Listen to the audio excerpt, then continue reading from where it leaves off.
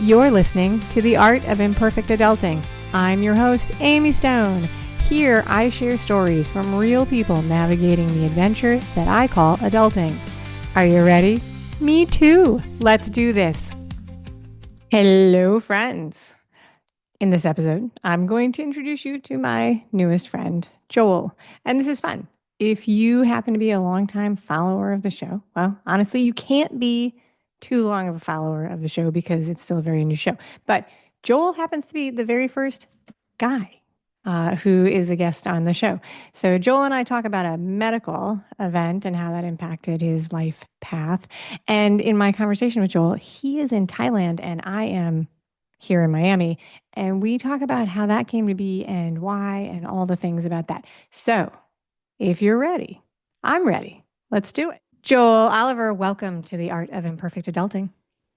Hey, Amy. Thank you for having me. I'm excited that this is something a little out of the ordinary in terms of types of podcasts that I do. So it's nice. That's good. That's going to be fun. I'm going to try and shake it up for you and make it an interesting afternoon. Are you ready for a fun chat?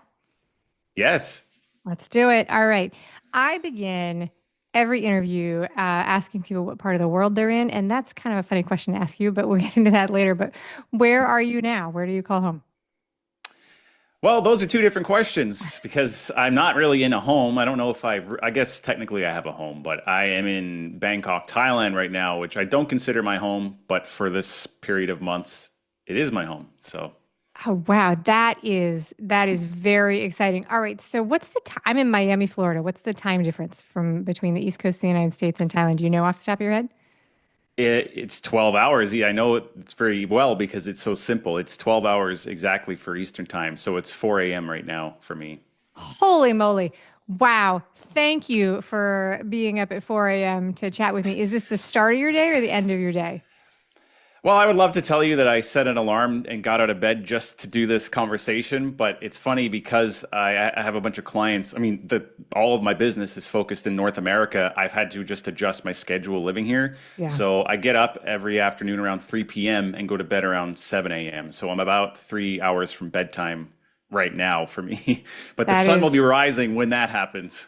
Oh, so you've turned into a night shift worker to be in that area. Okay, that's very interesting. All right, so we're off traffic already, but I'd love to learn a little bit about you as a person and your personal background before we dig into the topics we're going to talk about. So what I mean by that is tell us a little bit about yourself outside of work. Like, do or is the family, pets, anything that you want to share just to make a connection with the audience?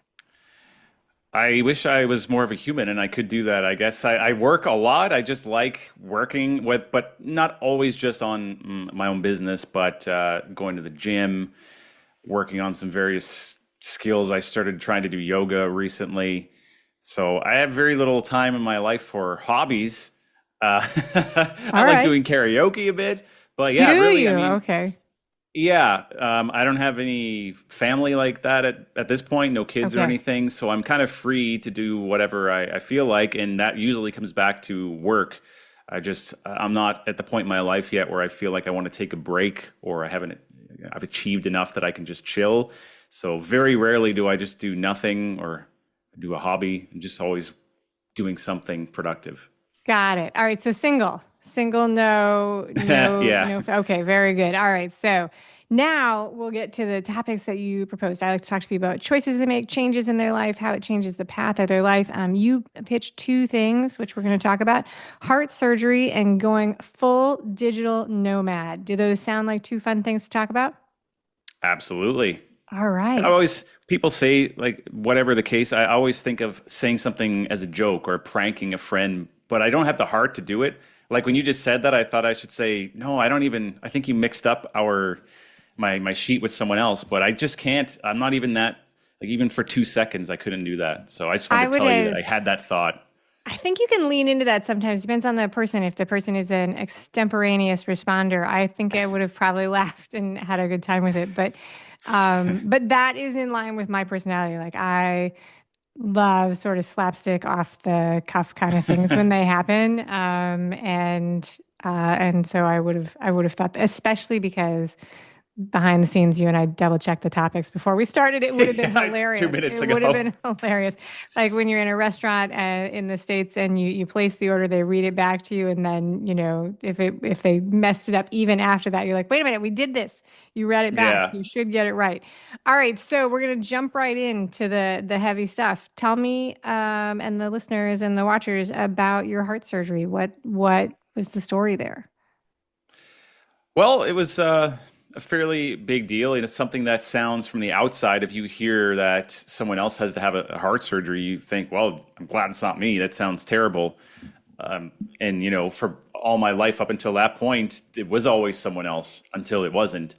So it was, first, I'll start with what it was. It was a mechanical valve. Well, it was a replacement of my existing valve with a mechanical one, a mitral valve. So the problem with the heart was as it pumps, one of the valves is not working properly, meaning as it's working, it's not efficiently pumping blood around your body. It's not supposed to Yeah. do that, and it gets tired and worn out.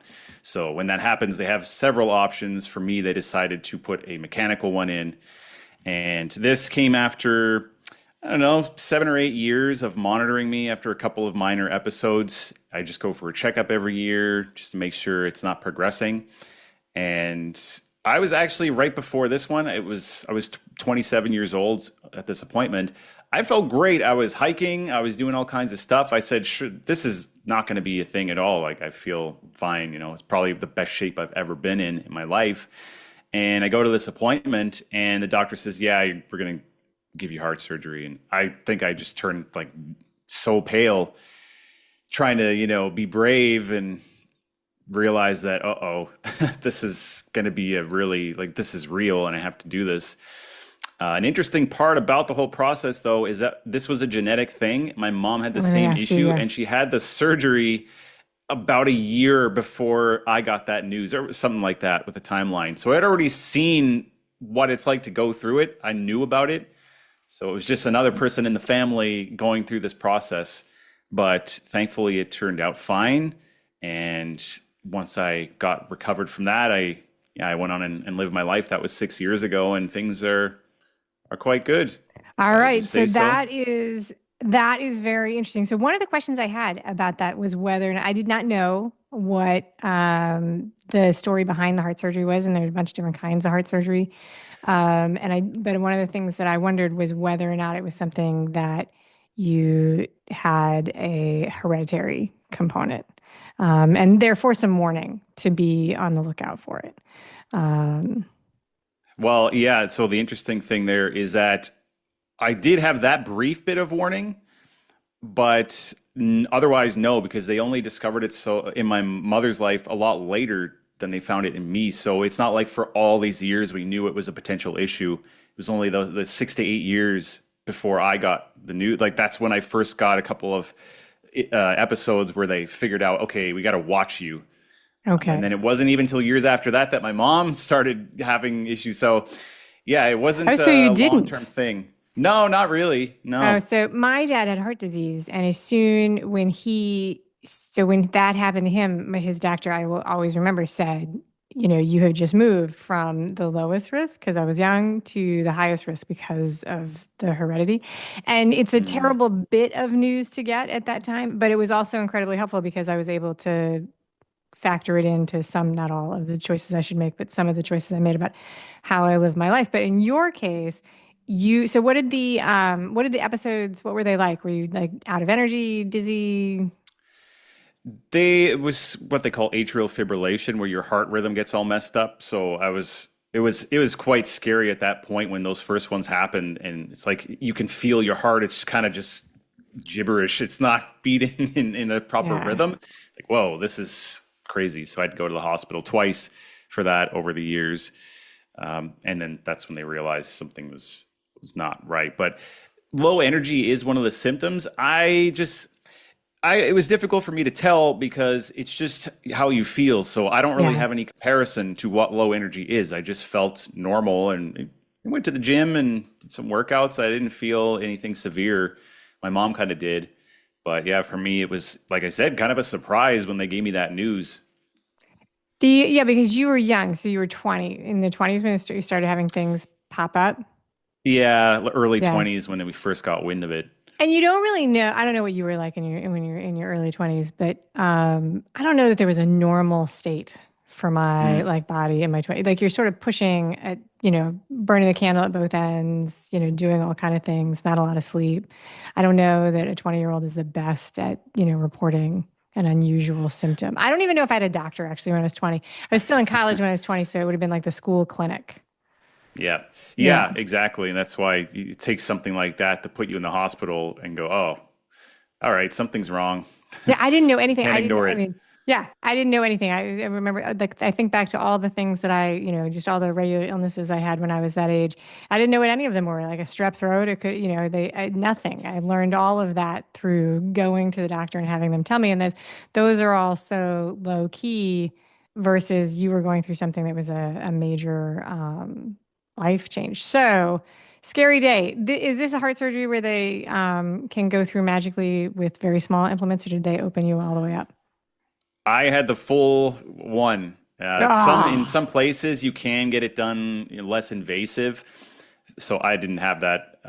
But at the same time, the surgeon told me he wanted to have the most options possible. So for that reason, it's like you're young. We want to just get this done once, get it over with. So I have the most options. This is what we're gonna do. So yeah, it's full scar and everything.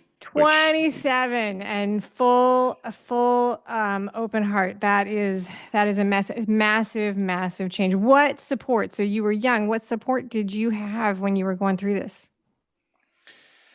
my family, thankfully, and another thing too, like some people, I'm so grateful because although, as I mentioned up front, it can seem scary if you hear someone else going through it. I wouldn't want that to be me.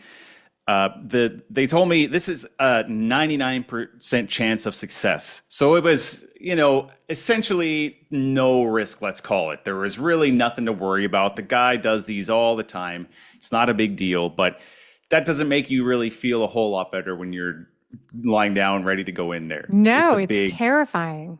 yeah, It's it's a terrifying. big thing. So 99%, even with the anesthesia, because it's like just the anesthesia, they send it to you, they show you, they're like, there's, this risk. And it's like, That's what the number he told me. that's what he Maybe told this you. All was right. like, I don't know about No, that that's doctor, good. but my part I'm going to do perfectly. You know? No, that's very good. That's very, very good. My dad actually had a thing called beating heart bypass, and they operate while the heart is still moving, which is a really crazy thing to think about. And it was 50%. I had to sign the paperwork for him as his medical proxy, and it was like it was not a good day to be Amy signing that paperwork. But so 99%, I would absolutely do it.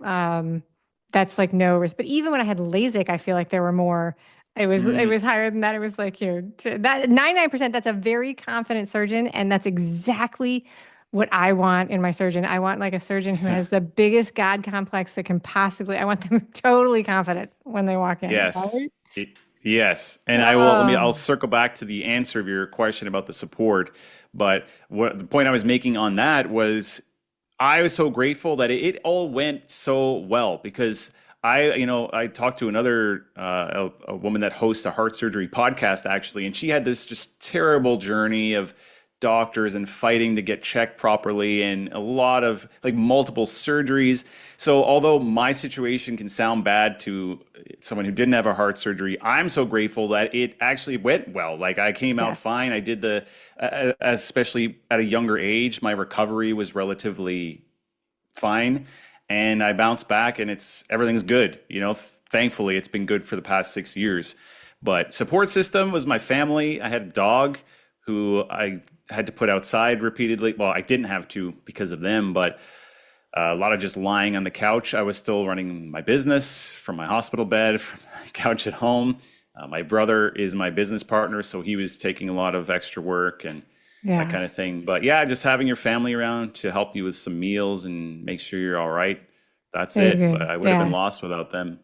So with hindsight, right, there's a second part of the support question, which is designed exactly for people who are listening and making plans about their life. And you don't know when you're going to be making these decisions like in the future. But with the benefit of hindsight, is there any kind of support or information or research or any of those things that you can look back and say, oh, you know what, I wish I had that, or that would have been good?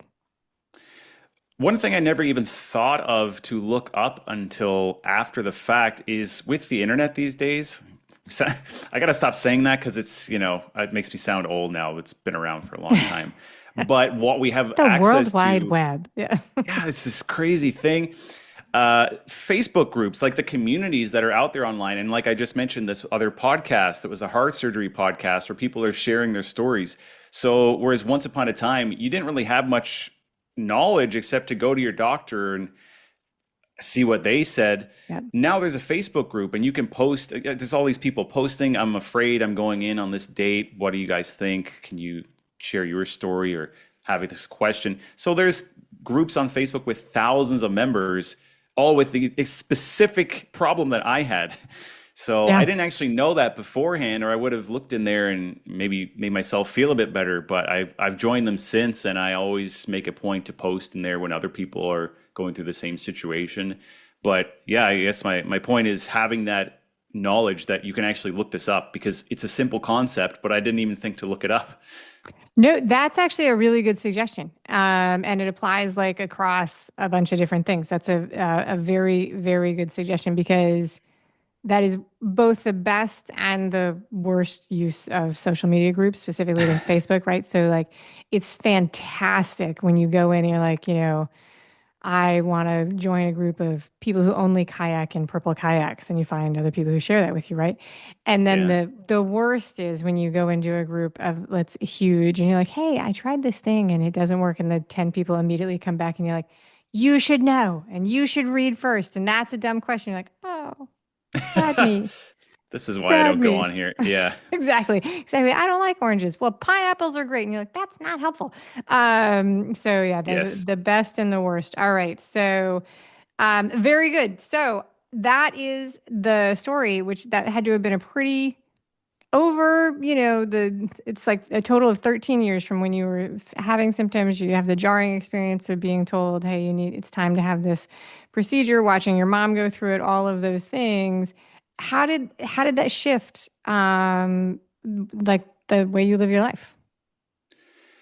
I thought it might give me a big epiphany. Like, oh, you have a second chance, go do everything you've always wanted. But I kind of try to already live my life that way. I'm not perfect at it, but things just the days blend together. You kind of just get back to normal. So there wasn't like a big thing where I came out of that surgery and said, I gotta make some changes. I've got to make amends with past friends. Like, uh, I try to live healthy. That definitely, even though it wasn't a health related thing, it was something that came in my head more as I aged and learned more. Just the importance of eating well and keeping active, that sort of thing. That's in Right. my head.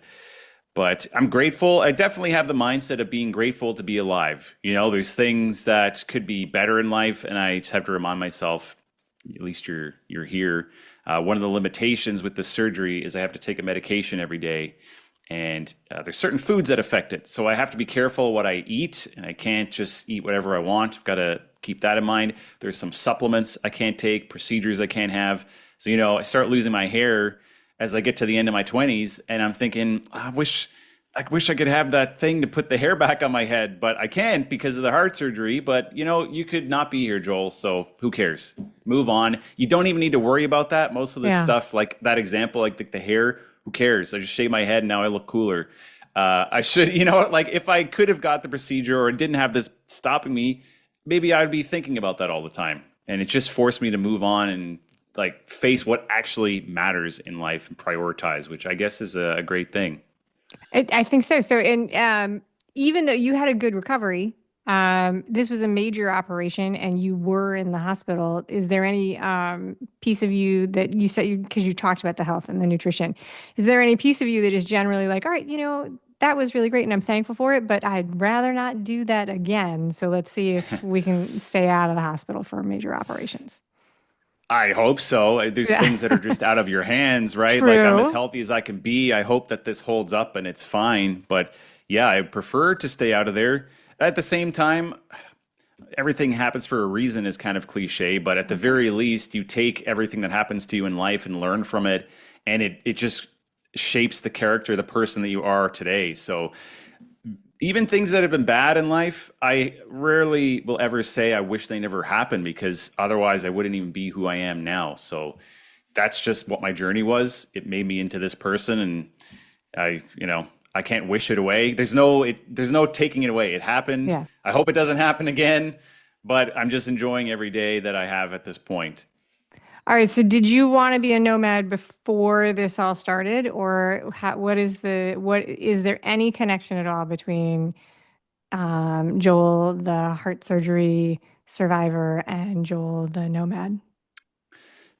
Not really. There was just some things I had to discover as I aged. And I was still relatively young when this was all happening, but I started making some money online at one point doing voiceover work, and I realized that's wow, like how that's great. What else could I do online?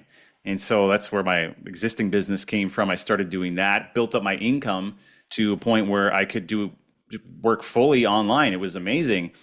And at this point, I was just sitting home because I never had a dream of having a business, although I was kind of crafty and I liked that entrepreneur mindset. I was like, you could just go get a job, I guess. I don't know. Just never crossed my mind that that could be a reality. So I started making full-time money online. I'm in Canada in a house that I bought, thinking that I was going to live this life as well. It was just, oh, I don't really want to live here, but I'm here. I guess that's okay. I'll buy a house, like not Yep. really intentional about anything. So that's happening. And I've been doing a little bit of travel here and there, and I just realized one day it's winter in Canada. You can fly somewhere. Why don't I just fly somewhere warm? What am I doing? And then over the years, I went for a short time, then a longer time, then a longer time, and then evolved into being a nomad. But no, there was no real connection there in those two things. It was just something I had realized over time and then started to embrace. Very interesting. All right, so there's like a million. I want to dig now more into the your nomad style. You're in Thailand now, which is very far away from me. I made the discovery by totally back to the topic of cold and warm. I made that discovery when I was in like college. Like I moved from cold place to a very warm place, and my joke used to be, it's like I know that 250 years ago we didn't know that if you drove south, if you walked south, it would get warmer. But now we do know. And it is a question why people don't do that all the time. Turns out not everybody likes hot weather. But all right, so the nomad, there's a million different ways to nomad. How often are you moving around? Well, and you said you're in Florida. Is that I'm in where you Florida. are? Yeah, I'm okay. in My Miami. very first warm winter trip was Fort Lauderdale, and then I did Miami on that same trip. So I love Florida. Obviously, the U.S. was close. Let me get We some are hot like weather. you're probably not watching the U.S. weather. We're having like a cold snap this week, and they put the map out of the United States, and it's a joke. It's like and they circle Florida, and it's like Florida is opting out, but there were a couple inches of snow in Pensacola this morning. So I don't know how long that'll last, but that doesn't happen all the time. But we're not cold. We're gray here today, Hmm. and I think it's 60, which is pretty much as Okay. cold as we get these days. Used to get down in the 40s, but we don't get that cold anymore. But yeah, Miami, Florida, where I call home. So yeah, so how often do you move around? I mean, it might change, but Mm. One thing I learned is I don't want to move too frequently because although I like the lifestyle, there's logistics involved. So you move to a new place, especially countries is a whole other thing because you got to deal with currency and languages. But even in just if it's all the same language that you speak, you got to find out where's the nearest grocery store. You've got to research your Airbnb, the transit. There's a whole bunch of things you've got to learn, and you can learn those for, say, a handful of cities and then just repeat those cities. And then that takes away from that extra work as well. But I made it a minimum of a month anywhere I went. And then sometimes I'd do 2 or 3 months. Every now and then I might have a quick week stop or 2 weeks, something like that. But that's where I landed. I had some time in the last however long I've been doing this, 5 or 6 years as well, where I settled for a bit longer. I bought a rental property in Canada, so I lived there for a year to deal with that. Tried to get some roots down to some extent, so I kind of have half a home. Because the nomad life is fun, but it's also, it contrasts the non-nomad life. So when you're just sitting in one place, you might find it adventurous to nomad. But after you do that for a while, not everybody, but me, I think, you know what? I wish I just had one house and a car and a normal life. So I go back and forth. But this right now, I'm in Thailand for about 4 months, probably do 6 after that in Canada. But yeah, that was just my experience. Some people are bouncing around all the time. Just like Yeah. I said, I don't find that efficient, especially if you're trying to really work. Depends on your work schedule. I just have a heavy workload. I don't want to be sitting in airports drinking wine all the time. Like once every few months is enough. Yeah, no, because you're running a business and doing all of those things. So, how did you so you owned a house, you were living in Canada, and then walk me through like the highlights of making this decision and where did your stuff go? Well, I was always the type of person that didn't own too much stuff. I just don't feel a connection with it. I'd rather experiences than stuff. So I'm not really into consumerism. I don't buy a whole lot of stuff. I don't care about brand names. So I did obviously have a house, so I had some things in there, but it was very minimal. I sold everything that wasn't really special to me. The stuff that was, my mom, my parents were there, so I just put it all at their house. So that wasn't a big deal. I actually Airbnb'd my house for a while because there was a transition between where I was staying in it less and less. I saw an opportunity for money. But yeah, stuff wise, that was it. And I was eventually just living out of a suitcase.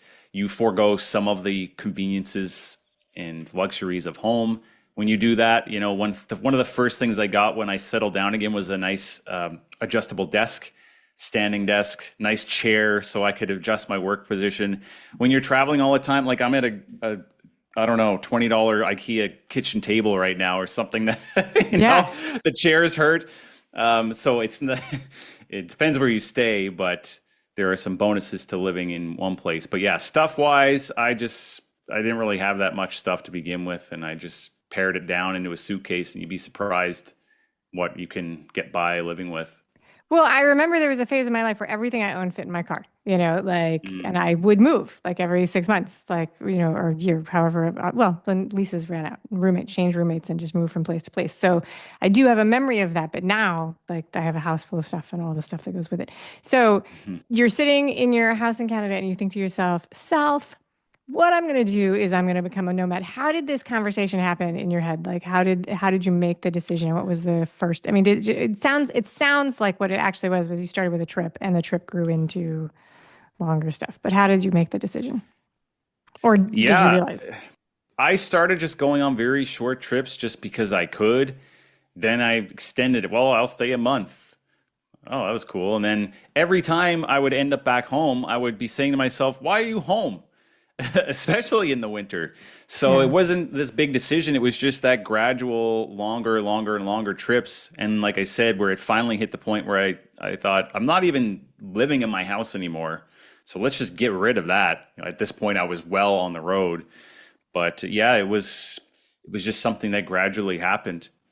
All right. And then how often do you go? You still have family in Canada? Or is your brother traveling with you or he's back in Canada? He actually lives in Thailand, and that's why I came here because I'm hanging out with Okay. him all the time now.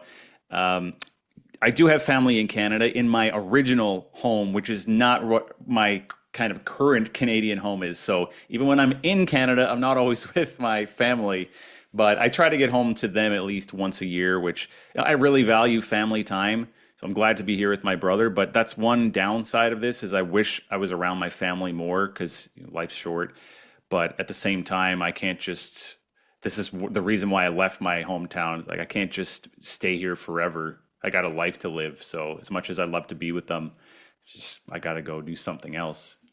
So I think that is the choice, right? The choice for you was two sides, right? You were choosing to nomad, but there was also another thing that was pushing you, which is that you were not feeling fulfilled where you were in Canada. Absolutely. Yeah. It's Yeah. just, and that excitement when you just realize that you could do this on the road, you can be visiting new places, meeting new people. it's just a whole other world, literally a whole other world out there that you can explore versus just having your home, your friends, your life, which is, there's nothing wrong with that. But especially as, early 20s guy, when you realize, what the heck am I doing here? I could be in Las Vegas. Yeah, I'm gonna go there. It's Yeah. just it's the obvious choice for me it was. A very obvious choice. All right, that's very good. Okay, so I am working on wrapping this up, and I'm going to do the one of the most ungraceful segues into a new topic. So you're actually in the podcasting business, you were, or right? So tell us, tell the audience what you do, how people can find you, that kind of stuff. Yeah, so we have a podcast production company, I call it. We help podcasters specifically in the health and wellness space produce their podcasts. So they're typically busy entrepreneurs. They've got stuff to do, but they're using podcasts to generate leads and revenue for their business. So we come in and we take all that workflow of the podcast off their hands. They're still doing the recordings, the interviews. We do everything else. So if people are not familiar with podcasts, there's a lot to do behind the scenes, like write up the show notes and do the audio editing, that kind of thing. There's a lot of steps. So we do all that for them. Just a nice one-stop shop, easy solution so they can focus on the recording, and we do all the tech stuff. So that's what our company does. It's called East Coast Studio. And I've been doing that for almost 10 years at this point. I started as a freelancer, but yeah, it's scary how time flies. That's amazing. That's fantastic. I love that. So, I mean, to derail into a sad, sad thought about life there, you asked me to talk about the company. Yeah. So I said it was an ungraceful segue. It's like, all right, we've talked about being a nomad. We've talked about heart surgery.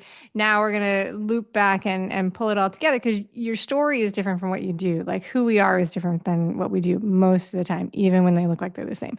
And so I appreciate you sharing the stories of those things. You actually have, for anybody who's listening.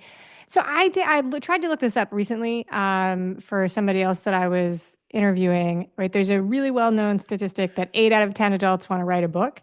And I was trying to look that up for podcasting because, the barriers to entry are gone, right? Like anybody can pull it out and do these things for writing a book, for starting a podcast. But I did not find a statistic for how many people want to start a podcast. The statistics are all like there's millions and millions of podcasts. I don't know if you have any idea or if you've seen it. But anyway, you do have a trial offer if anybody listening is saying to themselves, Amy does it. It can't be that hard.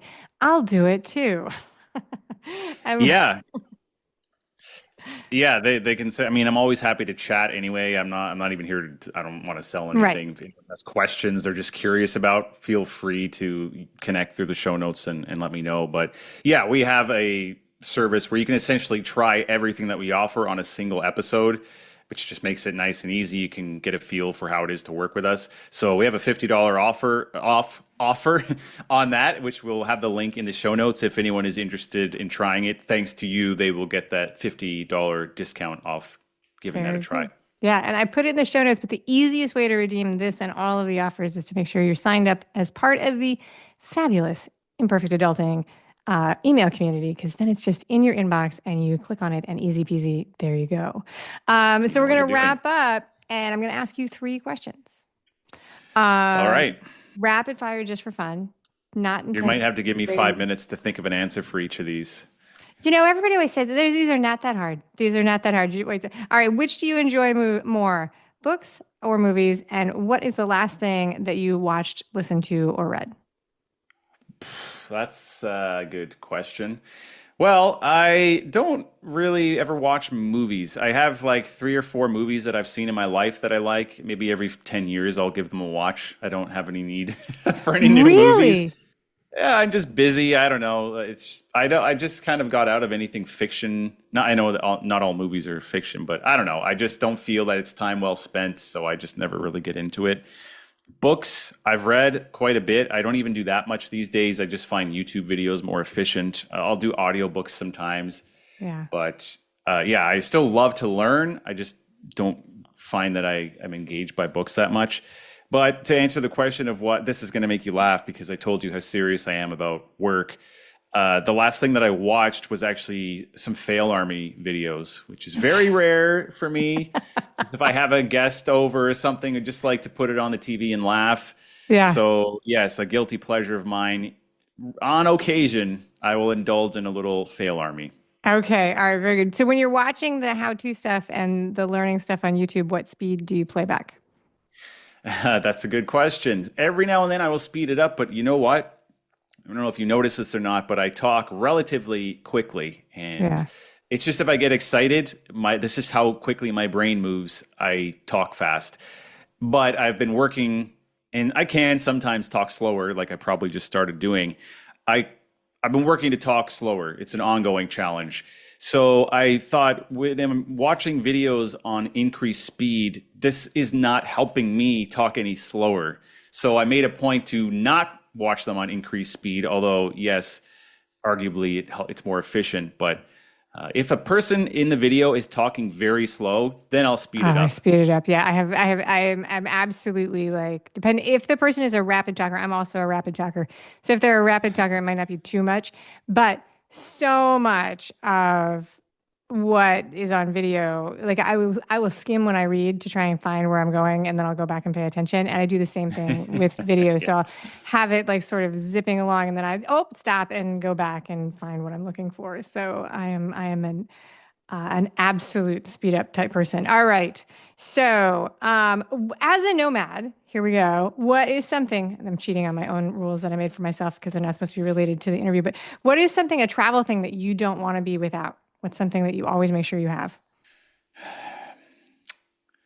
There's got to be a better answer to this than my laptop or a whole bunch of chargers. But that is, I have so many chargers that I carry with me. It's charging cables. Yeah. You, yeah, that's actually a good one. Is I have a million chargers with me because they can get lost. You can have a situation pop up where your battery's dead. I try, especially after so much experience traveling, try to plan for and avoid any potential problems that may arise. So you prepare as much as you can, and that's a big one. Don't be showing up at the airport with your phone on 2% and then you Ah, lost the yeah. cable or it's in your suitcase. That doesn't work. So I have charging cables poked everywhere. I have mints poked everywhere. That's my insight. No, that's a good one. The better than like the travel pillow, which is also No very travel helpful. pillow. I don't go a travel pillow. I sit there with my sore neck and show everybody how tough I am. All right, very good. All right. So you're more of an international traveler, but like when you were doing like a road trip, what's your favorite road trip snack? Good question. First, let me give you this first. I have only been to two countries. Well, yeah, let's say two countries outside of Canada and North America. Most of my travel was in North America because I don't like to fly. It was a Oh, 17 okay. hour flight to get over here. I really don't want to face that ever again. And, Yeah. part of me wants to just stay here. But yeah, I'm not that international. Favorite snack? Depends what day you get me on because I really am health minded, but sometimes I'll just cave. Like if I'm in the 7-Eleven here and there's a Yeah. pastry with a discount sticker, like, oh, well, it doesn't count. It's got a discount on it, you know? So fruit or nuts is my go-to on a road trip. Fruit or nuts? Fruit on a Nuts you can road eat with one trip. hand. Yes, Yeah. fruit on a road trip is a bold move because the shrink wrapped apple from a Wawa or a truck stop, it can go either way, right? Could be great, could be very, very old.